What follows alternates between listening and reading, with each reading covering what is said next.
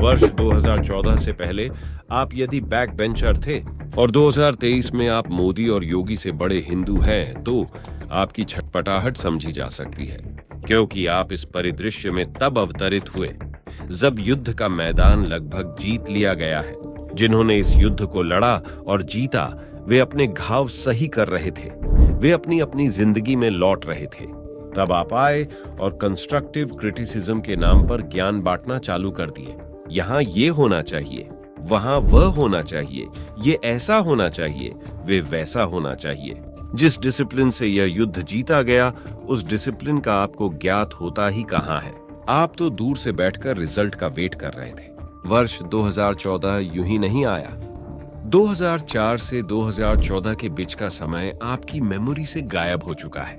90 की दशक की अनिश्चितता, 80 की दशक की सरकारों की दिशाहीनता, 70 के दशक में भारत के मैदान में चल रही अमेरिका और सोवियत संघ की प्रतिद्वंदिता, ये सब आपको समझने की आवश्यकता ही नहीं है। 2 सीट से 303 सीट की यात्रा, जाने कितने अनगिनत बेनाम चेहरों का बलिदान, एक आदमी का घर बार छोड़कर भारत को समझने के लिए निकल जाना, प्रत्यक्ष अप्रत्यक्ष शत्रुओं से जूझना, वो भी बिना किसी संसाधनों के, एक सपना बुनना और से साकार करने के लिए पूरा प्रयास करना, और उस प्रयास से यह सत्ता और विदेशी शक्तियों के विरोध के बावजूद जूझ कर इस देश का प्रधानमंत्री बनना, क्या उसने किसी निजी स्वार्थ के लिए किया होगा?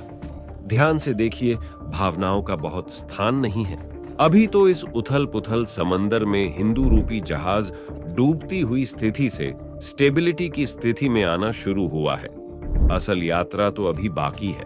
रही बात आपके हाइपर होने की, न तो 2014 में आपने प्रत्यक्ष रूप से योगदान दिया था, और 2019 के लोकसभा चुनाव में आप अपने हितों की चिंता में डूबे थे, और 2024 में भी आपकी यही अवस्था है।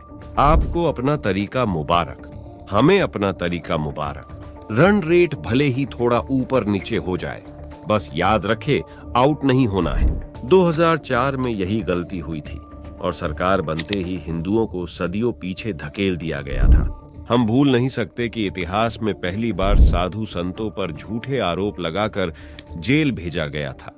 हिंदुओं को आतंकवादी बताया गया था। आपकी 1000 शिकायतें हो सकती है और होनी भी चाहिए। बहुत कुछ हो सकता था जो हुआ नहीं। यह युद्ध है, इसमें हर सैनिक के योगदान का सम्मान करिए। उसका भी जो रणभूमि में उतरते ही शत्रु का ग्रास बन गए, और उनका भी जो वीरता के साथ मैदान में टिके हैं। हो सके तो उनका मनोबल बढ़ाइए। ये सब एक दिन, एक साल, एक दशक में खत्म होने वाला नहीं है। 1000 साल का कैंसर है, कई पीढ़ियां खप जाएंगी। राष्ट्रीय सनातनी परिवार के वीडियो समाज को समर्पित है। आप चाहे तो हमारे व्हाट्सएप चैनल से जुड़ सकते हैं। हमारे सोशल मीडिया लिंक हर वीडियो के डिस्क्रिप्शन में दिए होते हैं। हमारा एकमात्र उद्देश्य हिंदू समाज को जागृत, एकजुट और आत्मनिर्भर बनाने में सहयोगी की भूमिका निभाना। इस अभियान में सहभागी बने। धन्यवाद। जय हिंद, जय भारत।